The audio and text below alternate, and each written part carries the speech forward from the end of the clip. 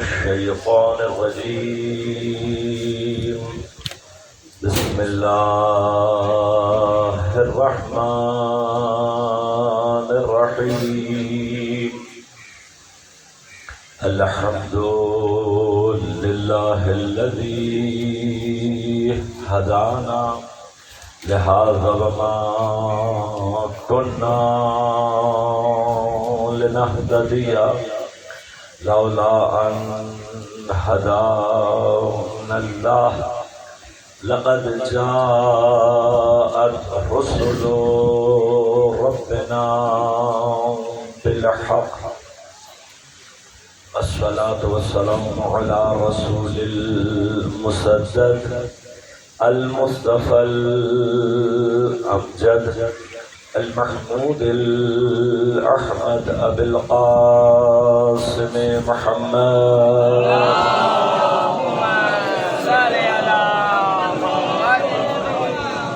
والصلاة والسلام على أسد الله الغالب غالب على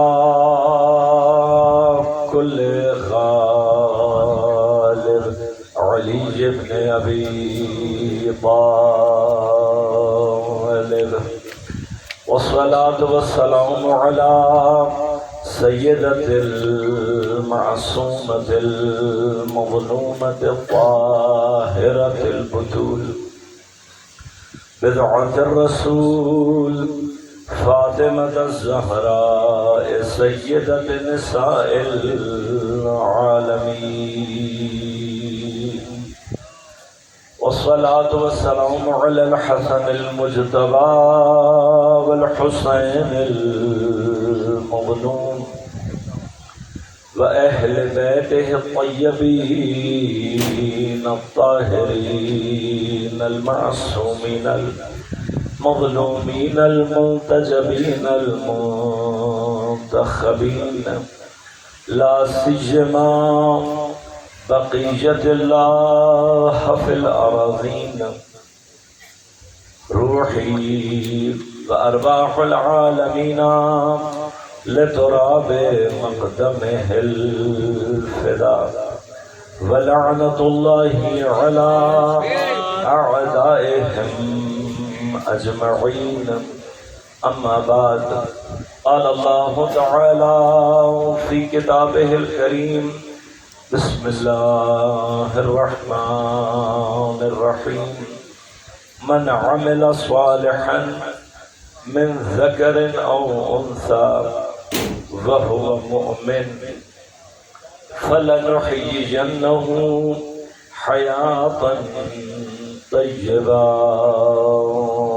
صلوات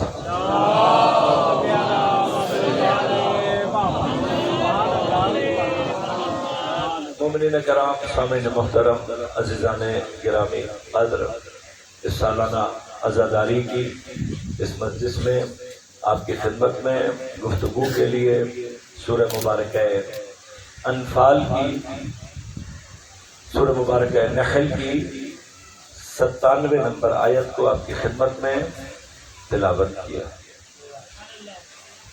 پروردگار عالم ارشاد فرما رہا ہے من عمل صالحا، جس کسی نے بھی عمل صالح انجام دیا،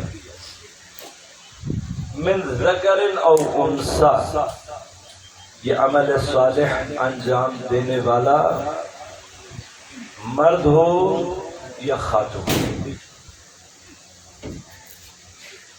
شرط یہ نہیں ہے کہ مرد ہو یا خاتون، کوئی بھی ہو سکتا ہے، من ذکر او انثی۔ شرط کیا ہے؟ وَهُوَ مُؤْمِن، شرط یہ ہے کہ یہ عمل صالح اس حال میں انجام دے کہ وہ مومن ہو۔ اگر کوئی حالت ایمانی میں عمل صالح انجام دے گا تو پھر نتیجہ کیا ہے؟ فرمایا فَلَنُحْيِيَنَّهُ، ہم حتماً ضرور اسے زندہ کریں گے، احیا کریں گے، زندہ کریں گے اسے۔ کیسا زندہ کریں گے؟ حیاتاً طیبہ، اسے حیات دیں گے۔ کیسی حیات دیں گے؟ حیاتاً طیبہ، ایک پاکیزہ حیات اسے عطا کریں۔ ایک گفتگو صرف مقدمتاً عرض کروں گا اور پھر کوشش کروں گا کہ ایک مطلب آیت سے آپ کی خدمت میں پیش کر دوں۔ قرآن کریم اپنے پڑھنے والوں سے، اپنے اوپر عمل کرنے والوں سے، اپنے اوپر ایمان رکھنے والوں سے صرف دو باتیں طلب کرتا ہے۔ دو چیزیں ہیں جو قرآن اپنے پڑھنے والوں سے طلب کرتا ہے۔ وہ دو چیزیں کیا ہیں؟ ایک سورہ مبارکہ مزمل کی آخری آیت میں ارشاد فرمایا فَقْرَأُ مَا تَيَسَّرَ، کتنا قرآن پڑھیں؟ قرآن کیا کہہ رہا ہے؟ ایک ذہنیت ہمارے اندر ایجاد کر دی گئی ہے کہ یہ قرآن زیادہ سے زیادہ پڑھو، جتنا زیادہ پڑھو اتنا زیادہ ثواب۔ اور اسی ذہنیت کی وجہ سے صرف قرآن کے پڑھنے کے اوپر زور ہے کہ جتنا زیادہ پڑھ سکتے ہو پڑھو۔ یہ زیادہ پڑھا ہوا قرآن کس کام آئے گا؟ کبھی ثواب ملے گا، آپ کو بھی ملے گا، پھر جو بچا ہوا ہوگا وہ آپ کے مردوں کو بخشوانے کے بھی کام آ جائے گا۔ لہذا قرآن کا استعمال ہمارے ہاں کیا ہو گیا ہے؟ قرآن استعمال ہو رہا ہے ثواب حاصل کرنے کا، قرآن حاصل ہو رہا ہے، استعمال ہو رہا ہے مردوں کو بخشوانے کے لیے۔ اس کے علاوہ اگر ہم قرآن کو استعمال کرتے ہیں تو اس کے صفوں کی ہوا لگاتے ہیں اپنے بیماروں کو، اور اس سے زیادہ بڑھ کر کوئی استعمال، ایک استعمال اور ہے، مریضوں کو، اس کے مسافروں کو اس کے نیچے سے نکال کے۔ اور آخری بہترین استعمال ہمارے پاس قرآن کا کیا ہے؟ کہ ایک اچھے سے جزدان میں ایک مہنگا سا قرآن خرید کر بیٹی کو جہیز میں دے دیتے ہیں۔ یہ قرآن کے وہ عام استعمالات ہیں۔ درود پڑھیے ایک مطلب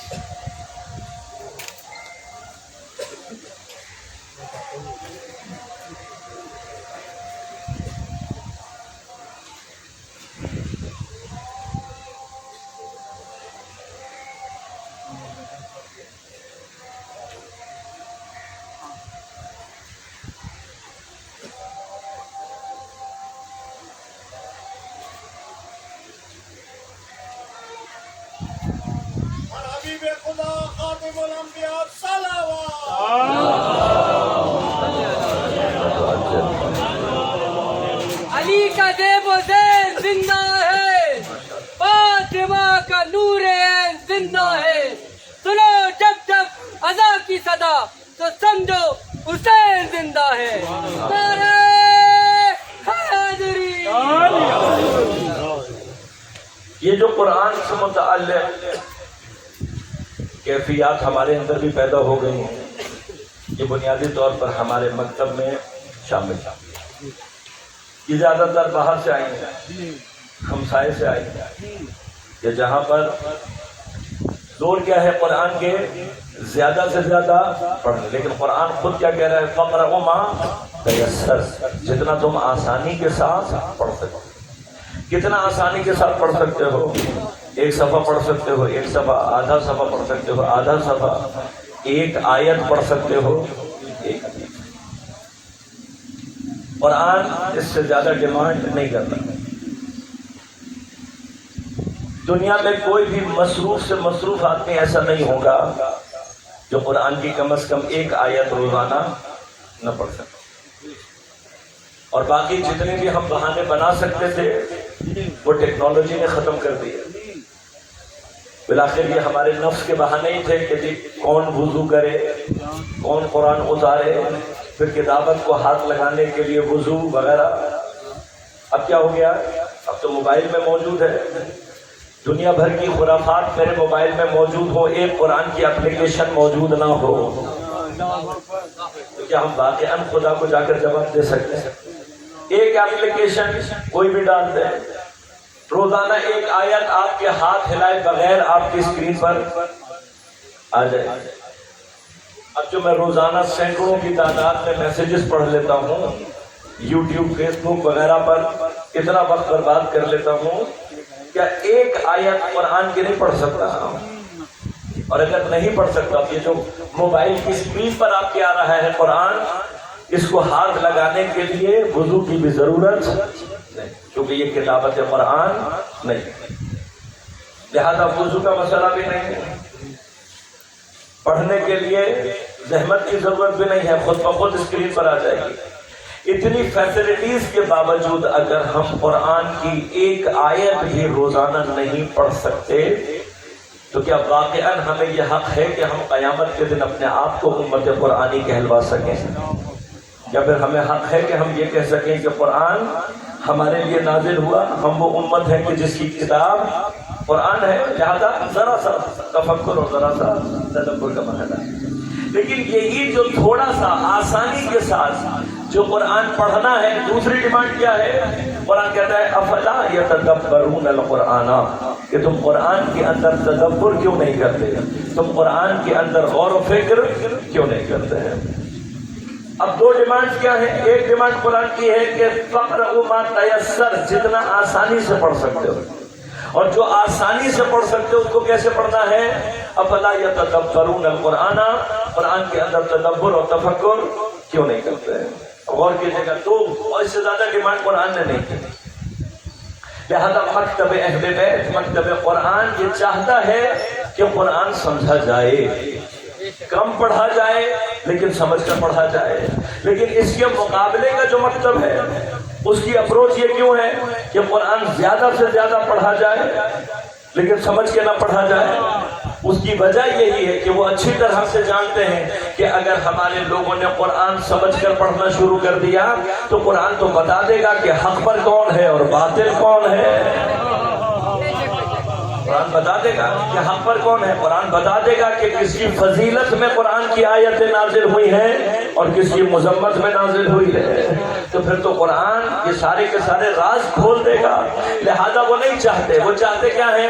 وہ چاہتے یہ ہیں، اب اپنے لوگوں سے کہتے بھائی پڑھو، تمہیں ثواب سے مطلب ہے، ثواب کما لو، مردے بخشوا لو، کیا ضرورت ہے؟ اگر سمجھ میں نہیں بھی آ رہا تو ثواب تو مل رہا ہے۔ اب یہ خود اپنے اندر ایک سوال ہے کہ آیا واقعاً ایسے قرآن پڑھنے کا کوئی ثواب ہو بھی سکتا ہے یا نہیں؟ لیکن ہم اس بات کے منکر نہیں ہے کہ قرآن پڑھنے کا ثواب نہیں ہے، یقیناً قرآن پڑھنے کا ثواب ہے، لیکن کون سی قراءت کا ثواب ہے؟ اس قراءت کا ثواب ہے جو سمجھ کر پڑھی جائے، جو سمجھ کر پڑھی جائے۔ اب جو سمجھ کر نہ پڑھی جائے تو اس کے لیے کوئی ثواب ہو سکتا ہے یا نہیں مجھے نہیں معلوم، لیکن ایک اصول یہ ہے کہ اگر آپ کسی شے کو اس کے مقصد کے لیے جس کے لیے وہ بنائی گئی ہے اس کے لیے استعمال کرتے ہیں تو یہ عین عدالت ہے، لیکن اگر کسی شے کو جس مقصد کے لیے وہ بنائی گئی ہے اس کو چھوڑ کر باقی چیزوں کے لیے استعمال کرنا شروع کر دیں تو یہی ظلم کہلاتا ہے۔ ظلم اور عدالت کی تعریف کیا ہے؟ کسی شے کو اس کے مقام پر رکھنا عدل ہے، کسی کو شے کو اس کے مقام سے ہٹا دینا ظلم ہے۔ اب قرآن اگر اللہ نے ثواب کے لیے نازل کیا ہے تو مجھے آیت سنا دیں، اگر اللہ نے قرآن مردے بخشوانے کے لیے کیا ہے تو آیت سنا دیں، اگر اللہ نے قرآن بیٹیوں کو جہیز میں دینے کے لیے دیا ہے تو کوئی ہے آیت؟ آپ کے پاس نہیں ہے آیت۔ قرآن کو اللہ نے کس لیے نازل کیا؟ ہدی للناس، ہم نے اس قرآن کو نازل کیا لوگوں کی ہدایت کے لیے۔ بس قرآن کا اصل ہدف کیا ہے؟ اصل ہدف ہے ہدایت۔ اب اگر کوئی قرآن سے ہدایت لینا چھوڑ کر باقی تمام استعمال قرآن کے کر رہا ہے تو یہ قرآن کے ساتھ ظلم ہے، ظلم ہے نا قرآن کے ساتھ۔ قرآن نازل کیا ہدایت کے لیے، اب کوئی قرآن سے ہدایت نہ لے، نہ سمجھنا چاہے قرآن کو اور باقی سارے استعمالات ثواب بھی لے رہا ہے، مردوں کو بھی بخشوا رہا ہے، تو پھر یہ قرآن کے اوپر ظلم ہے۔ اب جو قرآن کے اوپر ظلم کرے تو نتیجہ کیا نکلتا ہے؟ خود قرآن نے بتایا کما ننزل، ہم نے یہ قرآن نازل کیا فیہ شفاء و رحمۃ للمؤمنین، اس کے اندر شفاء اور رحمت ہے مؤمنین کے لیے، وما یزید الظالمین الا خسارہ، لیکن یہی قرآن اگر ظالم کے ہاتھ میں چلا جائے تو سوائے خسارے کے اسے کچھ اور عطا نہیں کرتا، اس کو کچھ اور نہیں ملتا۔ بس یاد رکھنا بغیر سمجھے جتنا قرآن پڑھ رہے ہو ثواب نہیں مل رہا، اپنے خسارے میں اضافہ کر رہے ہو، خسارے میں اضافہ کر رہے ہو۔ لہٰذا اسی بات کو ہم نے مورد نظر رکھنا ہے کہ خود قرآن کے بارے میں معصوم کیا فرما رہے ہیں؟ روایت موجود ہے، فرمایا کہ رب تعلی القرآن والقرآن یلعنہم، بہت سارے قرآن پڑھنے والے ایسے ہوتے ہیں کہ قرآن تلاوت کر رہے ہوتے ہیں اور قرآن انہی کے اوپر لعنت۔ اب میں زیادہ آگے نہیں جاؤں گا، اپنی بات کرتا ہوں کہ میں قرآن پڑھ رہا ہوں اور قرآن جھوٹ بولنے والوں پر لعنت بھیج رہا ہے، اور اگر میں خود جھوٹ بولنے والا ہوں تو یہ لعنت سب سے پہلے کہاں جا رہی ہے؟ قرآن غیبت کرنے والوں پر لعنت بھیجتا ہے، اور میں یہ آیت پڑھ رہا ہوں تو سب سے پہلے یہ لعنت کہاں جا رہی ہے؟ اس کا مستحق میں خود ہوں۔ لہذا اگر قرآن کو ظالم اٹھائے، ظالم کے ہاتھ میں چلا جائے تو یہی قرآن ہے، لیکن ظالم کو کیا پہنچاتا ہے؟ وما یزید الظالمین الا خسارہ۔ لہذا غور کیجیے گا قرآن کیا کہہ رہا ہے؟ قرآن یہ کہہ رہا ہے تھوڑا پڑھو لیکن سمجھ کر پڑھو۔ یہ جو فرش ادائے سید الشہداء ہے اس کی یہ برکتیں ہیں، عجیب دسترخوان ہے، 1400 سال سے نہ اس دسترخوان سے کوئی خالی پیٹ اٹھتا ہے اور نہ اس دسترخوان سے کوئی خالی ذہن اٹھتا ہے۔ عجیب مہیا، عجیب کرامت ہے سید الشہداء کی، عجیب سخاوت ہے سید الشہداء کی. بدن کی غذا بھی فراہم کرتا ہے، عقل کی غذا بھی فراہم کرتا ہے. اور شاید یہی ایک کرامت سید الشہداء ہے کہ ایک بہانہ اپنے فرش عزا کے ذریعے سے، کیوں اب غور کیجیے گا، یہی آ کر ہمیں حدیث کا مطلب سمجھ میں آتا ہے کہ جب پیغمبر یہ کہہ کر جا رہے ہیں کہ انی تارک فیکم الثقلین کتاب اللہ و عترت اہل البیت، میں تمہارے درمیان دو چیزیں چھوڑ کر جا رہا ہوں جو دونوں ہم وزن ہیں، کتاب اللہ اور اپنی عترت. کے ساتھ ساتھ یہ بھی فرمایا نہیں یفترقا، یہ ہرگز ایک دوسرے سے جدا نہیں ہوں گے، حتی یرد علی الحوض، یہاں تک کہ حوض کوثر پر میرے پاس جمع نہ ہو جائیں. بس اگر ان کے درمیان افتراق نہیں ہونا تو پھر اہل بیت کے ذریعے سے قرآن سمجھا جاتا ہے اور قرآن کے ذریعے سے اہل بیت سمجھے جاتے ہیں. اور پھر یہ نہیں ہو سکتا کہ کہیں اہل بیت کا ذکر ہو اور قرآن کا ذکر نہ ہو، اور کہیں قرآن کی بات ہو رہی اور اہل بیت کا ذکر نہ ہو رہا ہو. جدائی نہیں ہے. تو ایک کرامت اور سخاوت سید الشہداء یہ بھی ہے کہ اپنے اسی فرش کے بہانے سید الشہداء نے ایک ایسا انتظام کر دیا ہے کہ عزائے سید الشہداء میں فضائل اہل بیت کے ساتھ ساتھ تھوڑا سا قرآن پڑھا جاتا ہے، لیکن سمجھ کر پڑھا جاتا ہے. خود یہ معنی، خود یہ قرآن کی ڈیمانڈ، خود یہ قرآن کا تقاضا خود بخود مجلس عزائے سید الشہداء پر مہیا ہو جاتا ہے. بس ہماری تو جتنی مجلس قیامت میں کاؤنٹ ہو رہی ہوگی، خود بخود یہ بھی کاؤنٹ ہو رہا ہوگا کہ اتنی بار اس نے ایک آیت کو سن کر اس کے اوپر تھوڑا سا تدبر اور تفکر کیا ہے تو ہم قرآن کی ڈیمانڈ پوری کرنے کے اس مرحلے میں. ورنہ قرآن سورہ فرقان میں پیغمبر کی شکایت کو نوٹ کر رہا ہے اور کہہ رہا ہے کہ قیامت کے دن پیغمبر شکایت کر کے کہیں گے اے میرے پروردگار، میری قوم نے اس قرآن کو محجور رکھا، دور رکھا. اب وہ کون ہے؟ خلاصہ اتنا سا ہے، جو فرش عزائے سید الشہداء پر آنے کی توفیق نہیں پیدا کر سکتا، وہی قیامت کے دن وہ ہوگا جس سے حضرت رسول اکرم شکایت کر رہے ہوں گے. لہذا میرا اپنا عقیدہ یہ ہے کہ یہ دنیا کی وہ یونیورسٹی ہے کہ جس کے لیے نہ کسی داخلے کی شرط ہے، نہ کسی کوالیفیکیشن کی شرط ہے، نہ اس کی کوئی فیس ہے. یہ ایک ایسی دانشگاہ ہے، یہ ایک ایسا مدرسہ ہے، یہ ایک ایسی یونیورسٹی ہے کہ جس کے لیے کوئی شرط نہیں، نہ داخلے کی، نہ کوئی کوالیفیکیشن اور نہ کوئی آپ سے فیس، کچھ نہیں طلب کرے گا. کیا چاہیے؟ تھوڑی سی اوقات چاہیے، تھوڑی سی حیثیت چاہیے، تھوڑا سا حسب چاہیے، تھوڑا سا نسب چاہیے. لہذا یہ عقیدہ ہے ہمارا کہ جب تک حضرت سیدہ سلام اللہ علیہا کی نگاہ لطف کسی کے شامل حال نہیں ہوتی، وہ فرش عزا پر آنے کی اوقات پیدا ہی نہیں کرتا. لہذا یہ معمولی بات نہیں ہے، روایات بھی ہمارے اوپر نازل ہیں. فرش عزائے سید الشہداء پر آ جانا یہ خود اس بات کی دلیل ہوتی ہے کہ کہیں سیدہ نے ہمارے اوپر نگاہ لطف ڈالی ہے. لہذا اب قرآن کا مکتب، اہل بیت کا مکتب کیا کہتا ہے؟ قرآن تھوڑا پڑھو لیکن سمجھ کر پڑھو. تو اپنے نوجوان ساتھیوں کے لیے کہہ رہا ہوں کہ آپ سے آئندہ کوئی بھی بحث کرے کسی بھی موضوع پر تو کہنا بھائی زیادہ نہیں، 3-4 آیتیں ہی پڑھ لو قرآن کی. یہ 3-4 آیتیں ہی تمہیں بتا دیں گی کہ حق پر کون ہے اور باطل کون. تو آپ کو بھی زیادہ، اور جو آیات بیان کرنے جا رہا ہوں یہ اسی فرش سید الشہداء کا صدقہ ہے کہ تقریباً آپ سب کو یاد ہوگی، لیکن پھر بھی ایک دفعہ دہرانے کے لیے کہہ رہا ہوں. کوئی بھی کتنی ہی بحث کر لے، یہ 3 آیتیں یاد رکھو. تو بھائی اپنے گھر جاؤ، یہ آیتیں پڑھو، پھر جو بھی سوال آ رہا ہے اپنے ملا سے جا کر خود پوچھ لو. بھائی پہلی آیت جو ہمیشہ آپ کو یاد ہے وہ آیت تطہیر ہے. آیت تطہیر سنا کر اس سے کہو بھائی ہم تم سے کچھ نہیں کہتے، کچھ نہیں کہتے، جاؤ اپنے گھر جا کر ترجمہ کرو اور ترجمہ کر کر ایک مرتبہ یہ پوچھو کہ وہ اہل البیت ہیں کون کہ جن کو اللہ نے رجس سے دور رکھنے اور طاہر و پاک رکھنے کا ارادہ کیا ہوا ہے. ایک دفعہ جا کر پوچھو تو صحیح. اپنے بھائی کوئی بھی ہو، ابھی ہم نہیں کہہ رہے کون ہے، لیکن ایک دفعہ جا کر پوچھو تو صحیح، کوئی تو اہل البیت ایسے ہیں کہ جن کے لیے اللہ نے یہ ارادہ کیا ہے.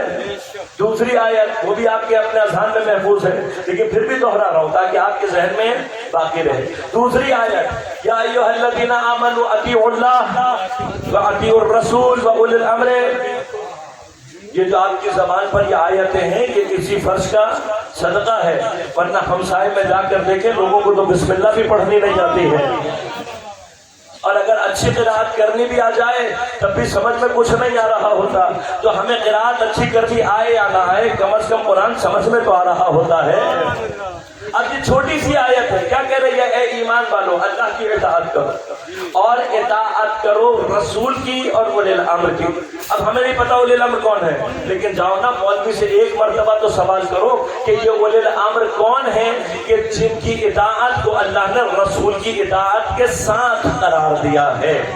دو اطاعتوں کو ذکر کیا، اطیع اللہ، اللہ کی اطاعت کرو، پھر کہا اطیع الرسول و اولی الامر منکم۔ اگر یہ اطاعت جدا ہوتی تو تیسری اطاعت کا ذکر کرتا اللہ، لیکن رسول کی اور اولی الامر کی اطاعت کو ایک ساتھ بیان کر کے اللہ بتا رہا ہے کہ پیغمبر کے بعد کوئی صاحبان امر ایسے ہیں کہ جن کی اطاعت گویا رسول کی جیسی اطاعت ہے۔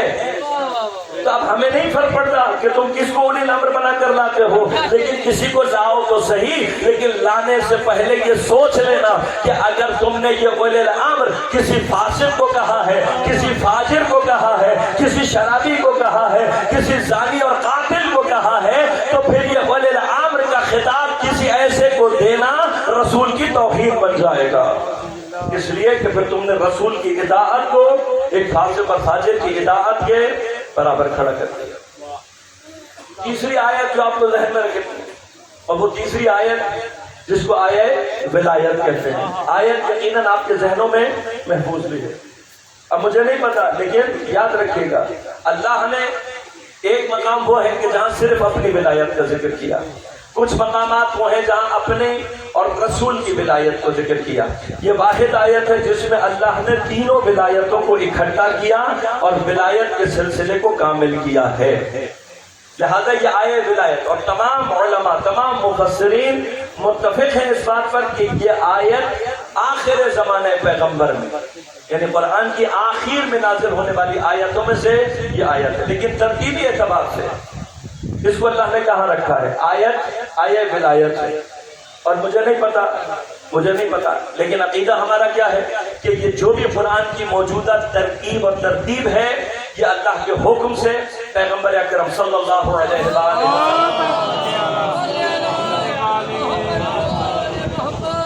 حضرت نے اللہ کے حکم سے اپنے زمانے میں اسی طرح سے اسی ترکیب اور ترتیب کو مقرر فرمایا۔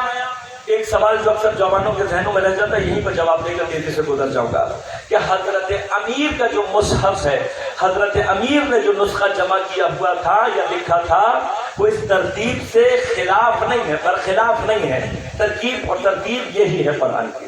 اس کا کمال یہ تھا کہ اس کے حاشیے میں حضرت نے تمام آیات کی ترتیب نزول کو ذکر کیا تھا، ترتیب کو تبدیل نہیں کیا تھا۔ یہ ترکیب جس طرح سے قرآن ہے اسی طرح سے ہے۔ حاشیے میں ذکر کیا کہ پہلی آیت کون سی، دوسری آیت کون سی، آخری آیت کون سی۔ دوسرا جو کمال تھا وہ کیا تھا کہ جن آیات کی تعویل اور تفسیر ضروری تھی وہاں حضرت نے تعویل اور تفسیر لکھی ہوئی تھی۔ اب اگر یہ مصحف مسلمانوں کے پاس آ جائے تو اس سے بہترین قرآن کی تفسیر ممکن ہی نہیں ہے، لیکن جب یہ تفسیر سامنے آتی تو اس سے زیادہ حق کہیں اور روشن ہو ہی نہیں سکتا۔ لہذا بہت واضح سی بات ہے کہ ایسا مصحف ولایت کے غصب کرنے والوں کو کبھی قبول ہو ہی نہیں سکتا تھا۔ لہذا اس قرآن کو صرف قبول، اس مصحف کو، اس نسخے کو قبول نہیں کیا گیا تو وہ حضرت کے پاس محفوظ رہا، اور آج حضرت کے وارث امام زمان حجت اللہ تعالیٰ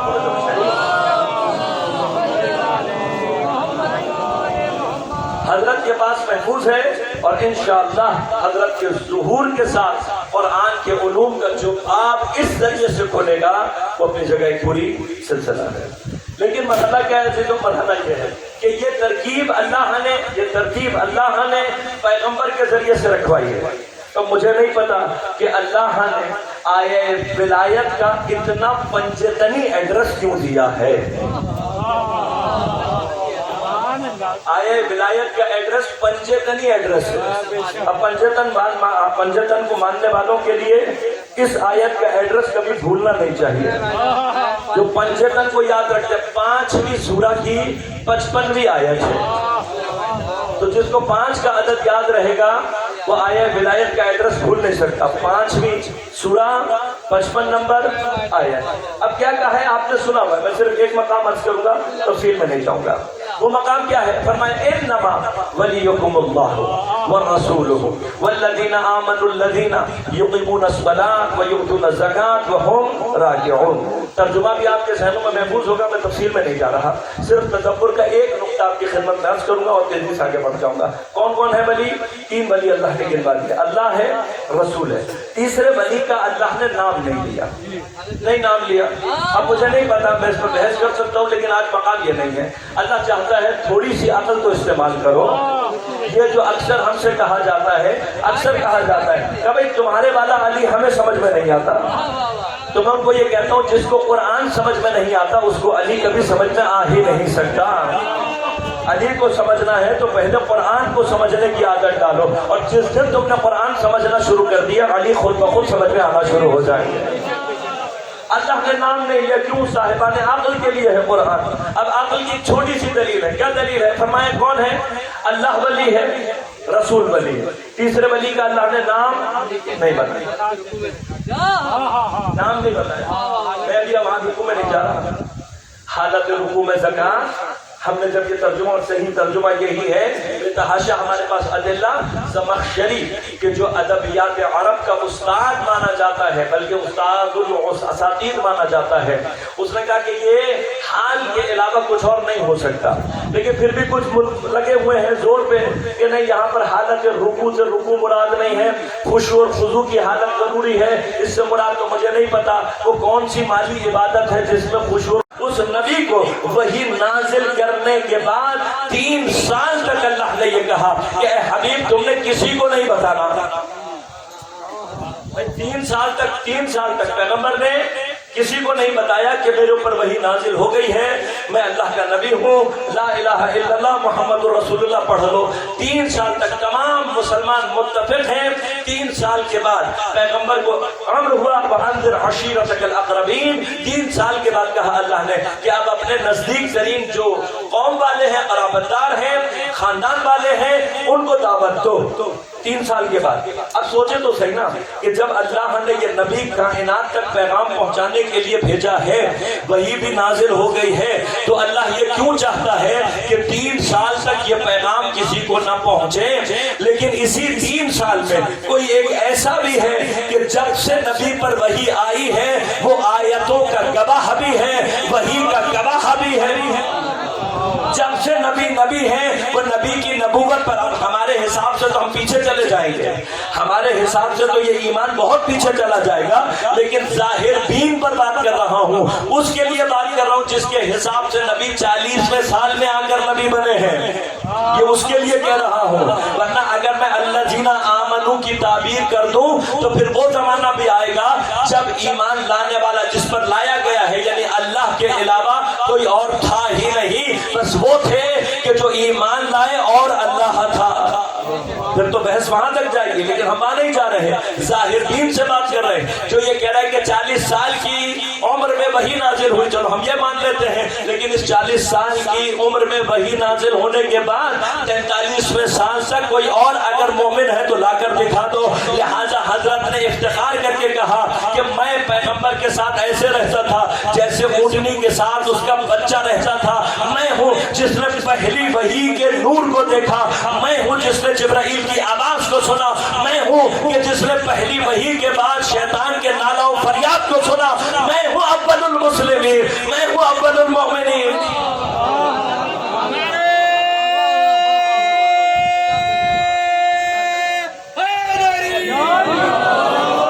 یعنی اللہ نے 3 سال تک اس الذین آمنو کے ساتھ دوسرا ایمان والا رکھا ہی نہیں تاکہ ولی باقیوں سے جدا رہے. لہذا الذین آمنو اگر پہلے ایمان لانے والا ہے تو وہ ولی اللہ کے سوا کوئی اور ہے ہی نہیں. اب اس کے بعد تم اپنی ترتیب میں بناتے رہو کہ مردوں میں یہ, بوڑھوں میں یہ لے کر آیا, خواتین میں وہ لے کر آیا. یہ تمہاری اول اور آخر کی ترتیب ہوگی, قرآن کی ترتیب نہیں ہے. لہذا غور کیجیے گا. اب یہ ذرا سا تدبر, یہ ذرا سا تدبر. اور پھر عرض کروں گا کہ سید الشہداء کا یہ صدقہ جاریہ ہے کہ یہ تدبر کا بہانہ ہمیں فرش عزا پر مل جاتا ہے. جس آیت کو آپ کے سامنے سرنامہ کلام کے طور پر عرض کیا، بس اس کے ضمن میں چند ایک مقامات عرض کروں گا اور زحمتوں کو تمام. من عمل صالحا، جس کسی نے بھی عمل صالح انجام دیا. شرط کیا ہے؟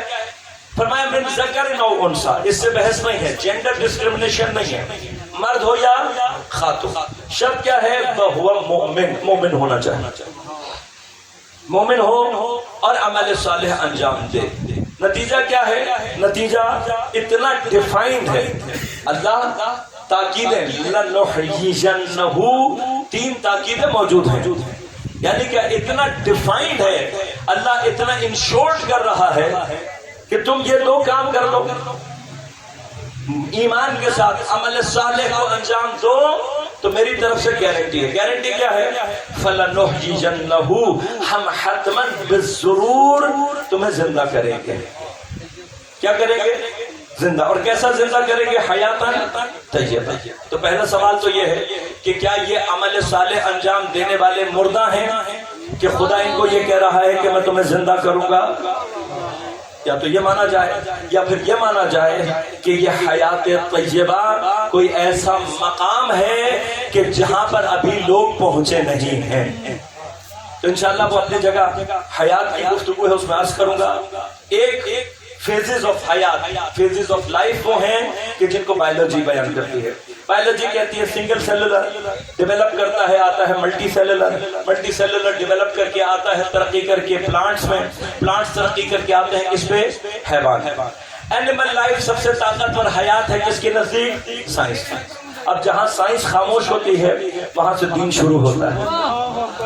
دین کیا کہتا ہے؟ دین کہتا ہے کہ اینیمل لائف سے آگے ہیومن لائف ہے، حیات انسانی. کبھی انشاءاللہ تفصیل رہی گی تو عرض کروں گا کہ حیات حیوانی اور انسانی میں فرق کیا ہے. البتہ سائیکالوجسٹ، نفسیات دان اب اس بات کو ثابت کر چکے ہیں کہ انسان کے اندر دو برین ہیں. ایک برین کو اینیمل برین کہا جاتا ہے اور ایک برین کو ہیومن برین کہا جاتا ہے. اور وہ کہتے ہیں کہ ہیومن برین شروع ہی وہاں سے ہوتا ہے جہاں سے انسان کے اندر ایثار اور قربانی شروع ہو جائے. بس اگر کسی کے اندر ایثار اور قربانی نہیں ہے تو وہ دو ٹانگوں پہ چلتا ہوا حیوان تو ہو سکتا ہے، انسان نہیں ہو سکتا. اب یہ حیوان، اس نے انسان بننا ہے، تب وہ حیات انسانی میں آتا ہے. حیات انسانی ترقی کر کے حیات ایمانی میں آتی ہے، حیات ایمانی ترقی کر کے حیات طیبہ تک پہنچتی ہے. یہ فیزز ہے. فیز کیا ہے؟ حیوان جب تک انسان نہیں بنتا تب تک مومن نہیں بن سکتا. بس حیوان جس کے اندر انسان بننے کی صلاحیت نہ ہو وہ کبھی بھی مومن نہیں بن سکتا. جس حیوان میں انسان بننے کی صلاحیت ہے وہ جب تک انسان نہیں بنے گا تب تک مومن نہیں بن سکتا. لہذا اگر میں اپنے طوطے کو یاد کرا دوں لا الہ الا اللہ محمد الرسول اللہ علی ولی اللہ اور وہ سارا دن یہ پڑھتا رہے تو آپ کے حساب سے جنت میں جانا چاہیے یا نہیں؟ جنتی طوطا، کیونکہ صبح سے لے کر شام تک پڑھے جا رہا ہے لا الہ الا اللہ محمد الرسول اللہ علی ولی اللہ. اور پھر اتنا شریف ہے کہ نہ کسی نامحرم پہ نگاہ کرتا ہے، نہ جھوٹ بولتا ہے، نہ غیبت کرتا ہے، نہ کسی کا دل دکھاتا ہے، اور صبح سے لے کر شام تک پڑھے جا رہے ہیں تو اسے تو جانا چاہیے جنت میں. کہا نہیں جائے گا. بھائی کیوں نہیں جائے گا؟ کہ اس لیے کہ جو پڑھ رہا ہے اسے سمجھ نہیں رہا. دوہرا تو رہا ہے زبان سے لیکن نہیں سمجھ رہا کہ کیا کروں. میں ماں باپ کی بات نہیں کر رہا، آپ سب مجھ سے زیادہ بہتر اور افضل ہیں. میں اپنی بات کرتا ہوں کہ ایک مرتبہ زندگی میں مجھے آئینے کے سامنے کھڑے ہو کر یہی کلمہ دوہرا کر یہ سوچنے کی ضرورت ہے کہ کہیں میرے اور طوطے کے کلمے میں کوئی فرق ہے یا نہیں. لیکن اگر میرا اور طوطے کا کلمہ ایک ہے تو پھر کیا وجہ ہے کہ طوطا تو جنت میں نہ جائے میں چلا جاؤں. تو بس یاد رکھیے گا طوطے جنت میں نہیں جائیں گے. اب وہ جتنا مرضی سر ہلاتے رہیں لیکن طوطے جنت میں نہیں جائیں گے. نہ طوطے جائیں گے اور نہ دیگر حیوانات جائیں گے. جتنی مرضی نمازیں پڑھ لیں، جتنے مرضی جنت ہے، جنت حیوانوں کے لیے نہیں. اب یہ مومن کیا؟ اللہ تعالیٰ کہہ رہا ہے انسان بنے گا تو مومن. اب میں تفصیل میں نہیں جاؤں گا، وقت میرا ہو رہا ہے ختم، صرف ایک مقام عرض کروں گا. پروردگار یہ مومن، یہ ایمان، تو کہہ رہا ہے مومن ہو، عمل صالح انجام دے تو پھر حیات طیبہ عطا کرو. دو مقام عرض کروں گا صرف. پہلی بات، یہ حیات طیبہ یہ ظہور نہیں کرتی. کب تک نہیں کرتی ہے، لیکن ظہور کب کرتی ہے؟ جب ایمان کی زمین پر عمل صالح کی آبیاری ہوتی ہے. یہ بالکل ویسے ہی ہے، میں مثال دیتا ہوں، جیسے بیج کے اندر حیات ہوتی ہے، لیکن بیج اگر پڑا رہے تو کبھی بھی اس کے اندر سے حیات ظہور نہیں کرتی. کب کرے گی؟ جب آپ چار عوامل کو جمع کر دیں گے، مٹی، پانی، ہوا اور روشنی. جیسے ہی آپ نے چار عوامل جمع کر کے دیے، بیج کے سینے سے حیات خود بخود اپنے آپ کو ظاہر. اور پھر کیسے ظاہر کرتی ہے؟ سخت سے سخت زمین کا سینہ چیر کر حیات اپنے آپ کو ظاہر کر دیتی ہے. پہاڑی علاقوں میں جا کر دیکھیں گے تو پتھر کے سینے سے نرم و نازک کومپل باہر نکل رہی ہوگی. تو کبھی سوچیں کہ یہ کون سی قوت ہے؟ کومپل کو ہاتھ لگائیں گے نہایت ہی نرم و نازک ہے. تو انسان سوچتا ہے کہ یہ اتنی نرم و نازک کومپل نے اتنے سخت پتھر کا سینہ کیسے چاک کر دیا؟ تو بس یاد رکھنا، یہ نرم و نازک کومپل کی قوت نہیں ہے، اس کے اندر موجود حیات کی قوت ہے. اور یہ یاد رکھیے گا، مومن کا بھی جو ظاہر نظر آ رہا ہوتا ہے وہ بڑا نرم و نازک ہوتا ہے. مومن کی صفت ہے، مومن کی صفت ہے. مومن کبھی بھی خشن نہیں ہوتا، مومن کبھی بھی سخت نہیں ہوتا، مومن ہمیشہ نرم دل ہوتا ہے.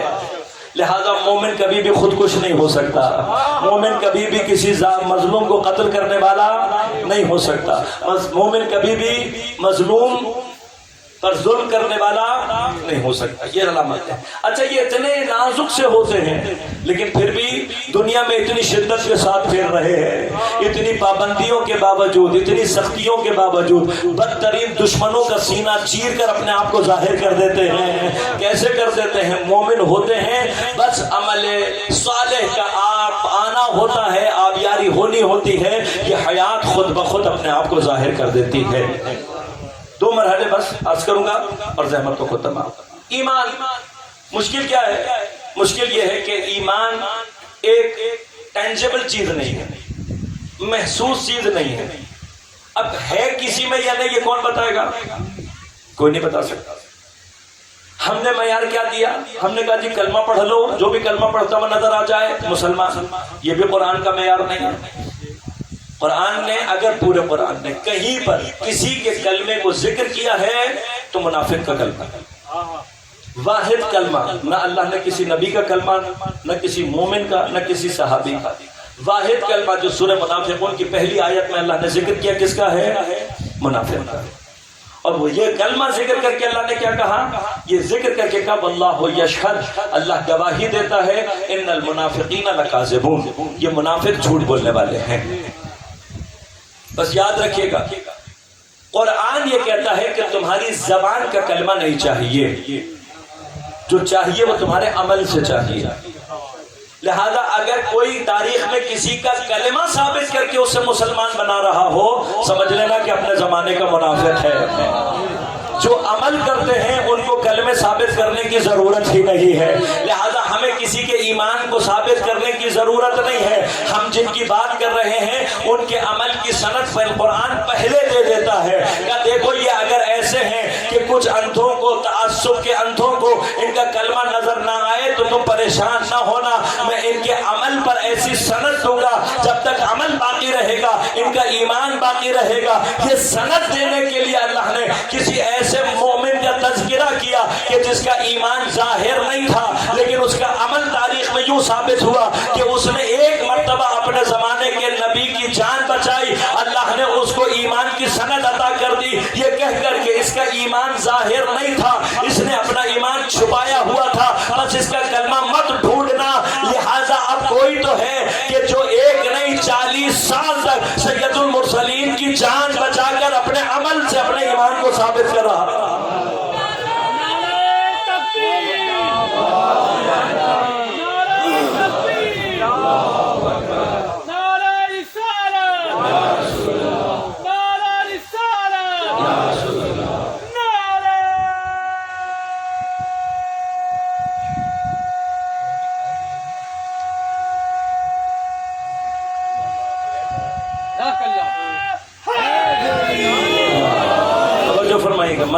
میرے پاس وقت تھوڑا سا کم ہے، میں بات کو ختم کرتا ہوں۔ پروردگار خود کہہ رہا ہے، کیا کہہ رہا ہے؟ احسب الناس ان یترکوا ان یقولوا آمنا وهم لا یفتنون، کیا لوگوں نے یہ گمان کر رکھا ہے کہ جب یہ اپنے منہ سے کہیں گے آمنا تو انہیں چھوڑ دیا جائے گا اور ان کو ہم آزمائیں گے؟ نہیں آزمائیں گے۔ لقد فتنا الذین من قبلہم، ان سے پہلے کے لوگوں کو بھی آزمایا، انہیں بھی آزمائیں گے، تاکہ اللہ کو معلوم ہو جائے سچا کلمہ کس نے پڑھا، جھوٹا کلمہ کس نے پڑھا۔ پروردگار تجھے تو ویسے ہی معلوم ہے، تو تجھے معلوم کرنے کی کیا ضرورت ہے؟ تو تمام علماء نے کہا کہ یہاں پر لَيَعْلَمَنَّ کا معنی یظہرنا ہے، یعنی کیا؟ تاکہ اللہ ظاہر کر دے، اللہ ظاہر کر دے کہ کون سچا کلمہ پڑھ رہا ہے، کون جھوٹا۔ کیوں؟ اس لیے کہ ایمان 100% ایک اندرونی مسئلہ ہے، ایک ذہنی مسئلہ ہے۔ یعنی میں اگر زبان سے کلمہ پڑھ رہا ہوں لیکن میرا دل نہیں مان رہا تو میں مومن نہیں ہوں۔ اب یہ کیسے پتہ لگے گا کہ کون سچا کلمہ پڑھ رہا ہے اور کون جھوٹا؟ اللہ جانتا ہے، رسول جانتا ہے، ہم کیا کریں؟ تو اب اللہ نے کہا دیکھو میں نے ایک ٹیسٹ رکھا ہوا ہے، میں نہیں چھوڑوں گا، ایک ٹیسٹ میں نے رکھا ہوا ہے کہ جس کے ذریعے سے میں سچے اور جھوٹے کلمے کو جدا کروں گا۔ پروردگار قرآن میں تو نے تذکرہ نہیں کیا، کہا میرا نبی کس لیے ہے؟ میرا نبی بتائے گا کہ ایمان میں اور نفاق میں، ایمان اور کفر میں فرق کرنے، سچے اور جھوٹے کلمے میں فرق کرنے کے ٹیسٹ کا نام کیا ہے؟ تو پیغمبر نے بتایا، صحابہ نے عمل کیا اور کہا ہم پیغمبر کے بعد یہ کرتے رہے تھے کہ منافق اور مومن کو جدا کرنا ہو، سچے اور جھوٹے کلمے کو جدا کرنا ہو تو واحد طریقہ یہ ہے علی کا تذکرہ کر دو، چہرے خود بتا دیں گے سچا کلمہ کس نے پڑھا، جھوٹا کس نے پڑھا۔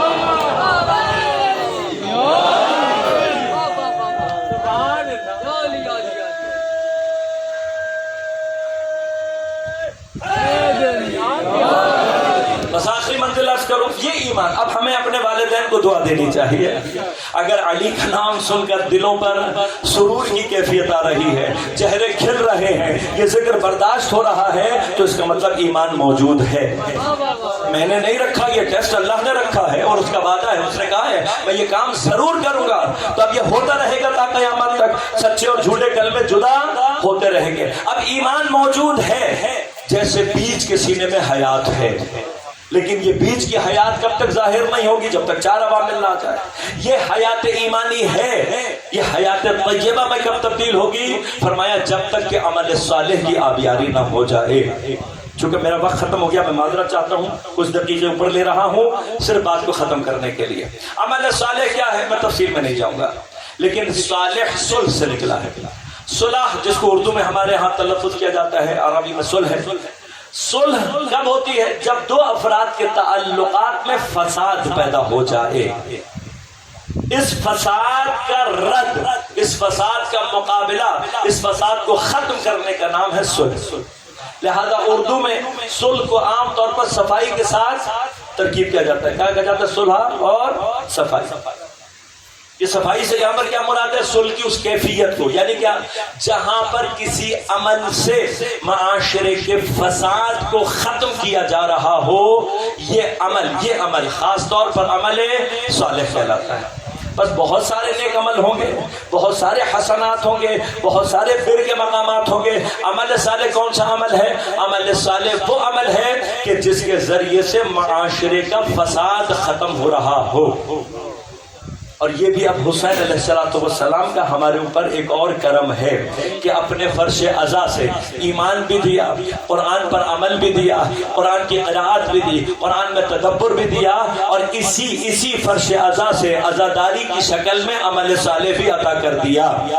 اب یہ عزاداری ہو رہی ہے، اس عزاداری میں ہمارے عزاداروں کو کرنا کیا ہے؟ ہم سب عزاداروں نے کرنا کیا ہے؟ اپنی عزاداری سے کسی ایک فساد زمان کو ختم کرنے کی کوشش کرنی ہے، کوئی ایک معاشرے کا فساد ختم کرنا ہے۔ اور کیجئے گا کیوں کہہ رہا ہوں؟ اس لیے امام حسین علیہ السلام نے اپنی پوری کربلا کو سمیٹا ہے اس جملے میں، کہا انما خرجت لطلب اصلاح امت جدی، میں صرف اس لیے نکل رہا ہوں کہ اپنے امت کی، اپنے جد کی امت کی اصلاح کر سکوں۔ خود سمیٹا ہے، امام نے خود سمیٹا ہے۔ اور ہمارا عقیدہ کیا ہے؟ ہمارا عقیدہ ہے کہ عزاداری امام حسین کی تحریک کا تسلسل ہے۔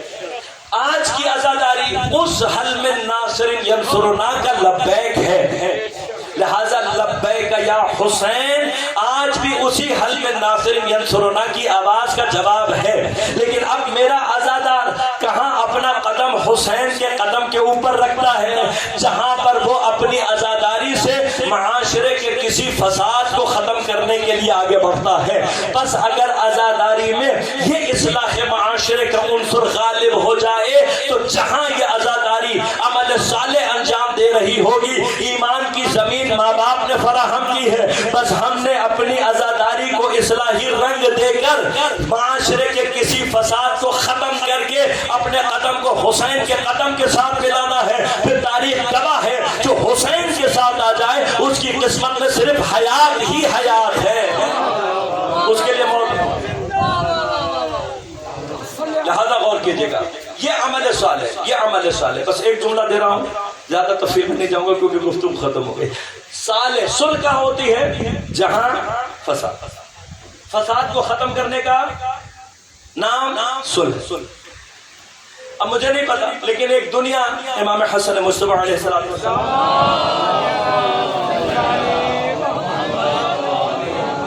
ایک دنیا ہے مسلسل لگی ہوئی یہ کہنے پر امام صلح۔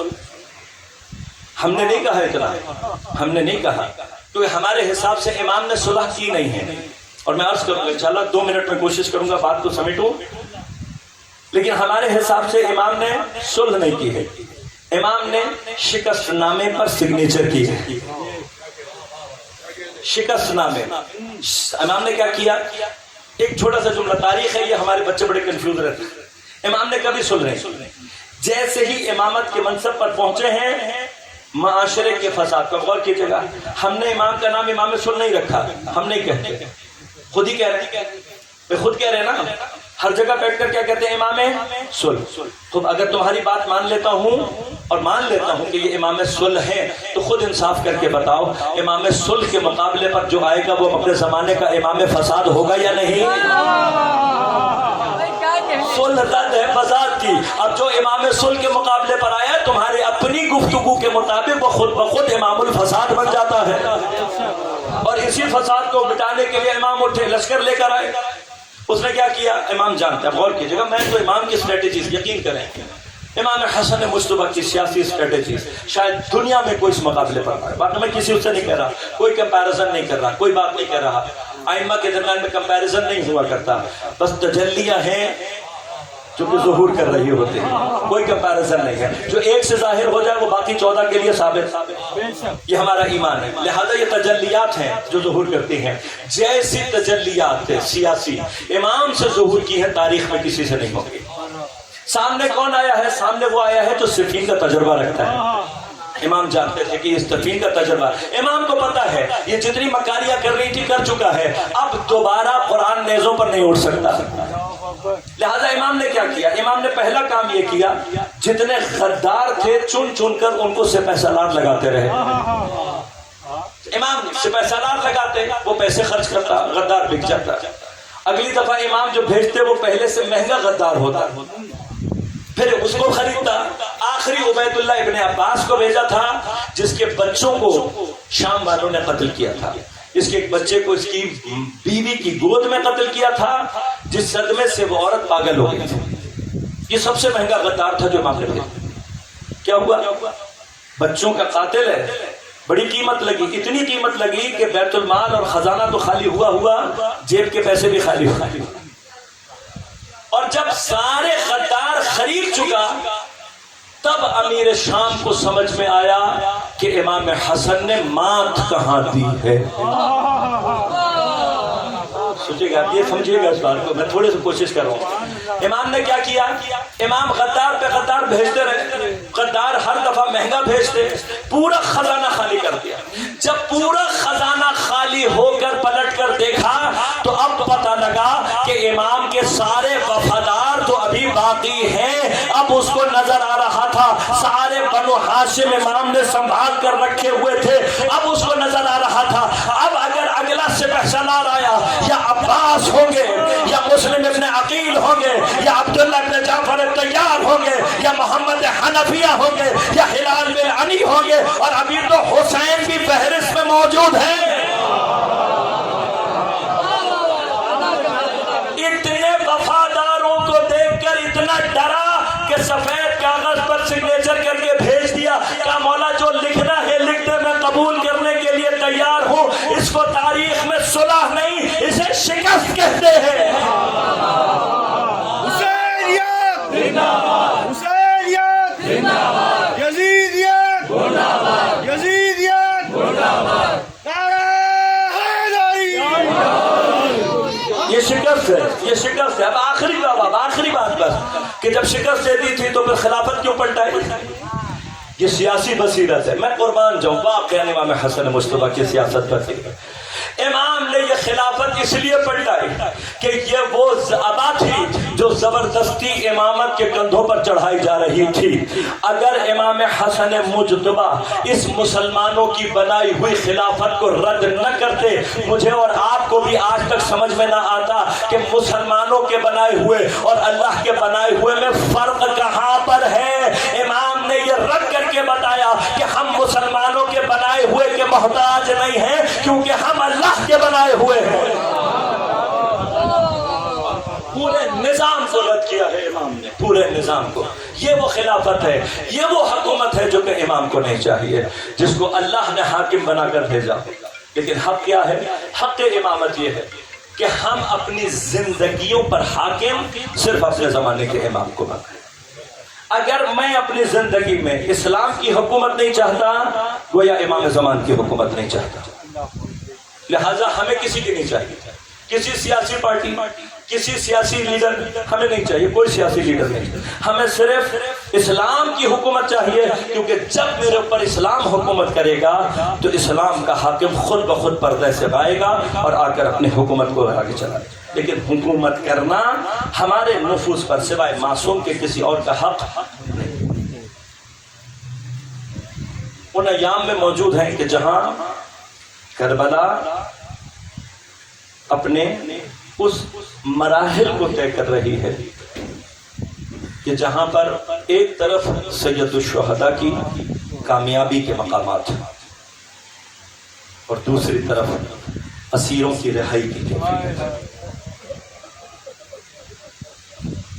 صرف ایک مقام عرض کروں گا، صرف ایک مقام۔ سید الشہداء نے کربلا اتنی پلان رکھی ہوئی تھی، ہر مقام پر اتمام حجت، ہر مقام پر فتح کے لیے حسین کی ایک قربانی موجود ہے، اور ہر قربانی کے ساتھ حسین کی فتح کا علم اور زیادہ بلند ہوتا تھا۔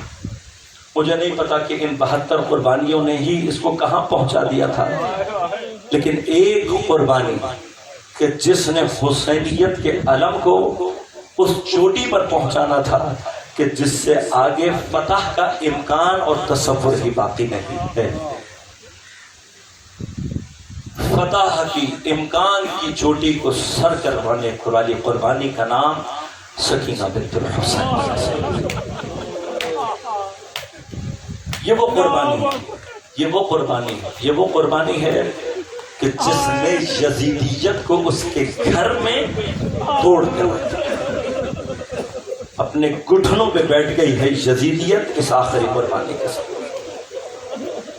اور نہ صرف اسیروں کو رہا کیا بلکہ شکست کو ایسے تسلیم کیا کہ حتیٰ لوٹا ہوا سامان بھی، اب مجھے نہیں پتا لوٹے ہوئے سامان سے کیا آیا ہوگا، کچھ جلی ہوئی چادریں ہوں گی، کچھ جلا ہوا سامان ہوگا، کچھ لوٹا ہوا زیور، اور جب اس زیور میں جناب سکینہ کے گوشوارے آئے ہوں گے تو خدا جانے جناب ام رباب پر کیا گزری ہوگی۔ اور کیا ہے لوٹے ہوئے سامان میں؟ آخری چیز لوٹے ہوئے سامان میں کچھ سر ہے۔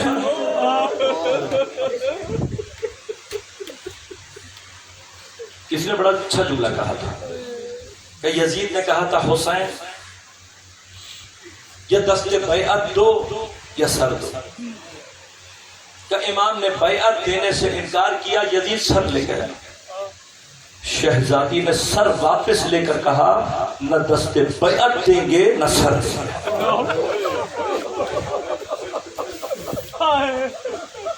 सर वापस। बाज़ उलमा ने नकल किया है, रिवायत मेरी नजर से नहीं गुजरी, लेकिन उलमा ने नकल किया है कि जब सर आ रहे थे तो हर सर को लेने वाली बीवी मौजूद।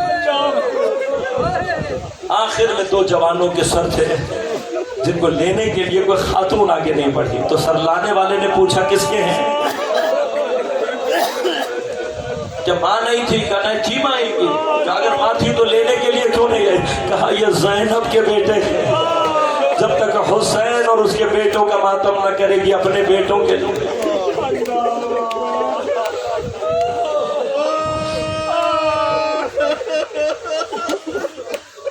कारवान वापस आ गया।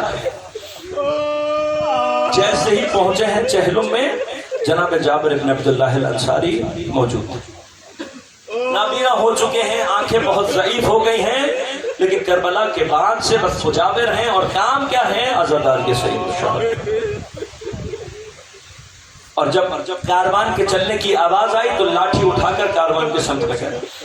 नजदीक पहुंचकर हाथ उठाकर कहा, ए कारवान वालों रुक जाओ, ये सरहद सवारी पर चलकर आने वाली नहीं, यहां सवारी पर नहीं आया जाता, यहां सवारी पर नहीं आया जाता। क्या तुम्हें मालूम नहीं है ये हुसैन की मिल्कियत है, ये अली अकबर की जागीर है, ये अब्बास की शहनशाही है, ये करबला। पर करबला का नाम गूंजना था, बीवियों में एक मर्तबा रोने की सदा बुलंद हुई। तो जाबिर ने तड़प कर पूछा था, आप लोग कौन हैं? मेरे अलावा अज़ादार कौन है जो यहाँ पर आया है? तो एक मर्तबा इमाम ने आगे बढ़कर चचा कहकर सलाम किया। जाबिर को दिखाई सही नहीं दे रहा, क्या कौन है जो मुझे चचा कहकर सलाम कर रहा है? इमाम ने फरमाया, चचा अली इब्न हुसैन ज़ैनुल आबिदीन हो। ये सुनना था। एक मर्तबा जाबिर ने अमामा जमीन पर फेंका, सर पीट कर रो कर कहता है, मौला आपकी खिदमत में आपके बाबा का पुरसा, आपके चचा का पुरसा, आपके भाइयों का पुरसा, आपके अंसार का पुरसा, असहाब का पुरसा। कहा चचा सारे पुरसे लूंगा, लेकिन अभी एक दरखास्त है। जाबिर ने कहा, मौला आप हुक्म करें। कहा चचा कुछ देर के लिए कबूर से फासला इख्तियार कर ले। कहा मौला किस लिए? कहा चचा अभी भी नबी की बेटियां मेरे साथ हैं, अभी भी सज्जाद बर्दाश्त नहीं करता कि बीवियों की आवाजें नामहरमों के कानों में जाए। मैं हाथ जोड़ कर कहूंगा, मौला तो खुदा जाने कूफा और शाम कैसे देकर के आ गए। एक मकाम अर्ज करो, बस एक मकाम अर्ज करो। जनाब ज़ैनब पहुंची है कब्र सैयद शुहदा पर। कूफा और शाम में अली का लहजा सुनाई देता है। मुझे आज भी अली का लहजा सुनाई दे रहा है।